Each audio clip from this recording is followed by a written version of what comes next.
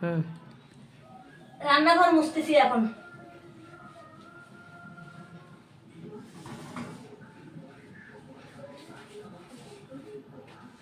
আমি একবারে মুছে নিয়ে গেছি, আবার এখানে রাখা হয়েছে। বাইরে থাকলে যে টেনশন থাকে, মানে ঘরে রাখছে, ঘরে রাখাই ভালো না? হ্যাঁ, টেনশন নেই, এখন থেকে টাই টাই করবি। হ্যাঁ, ওখানে রাখলে না তোর ওই দিক দিয়েও আসে, এদিক দিয়েও আসে। দরজা বন্ধ করো। হ্যাঁ।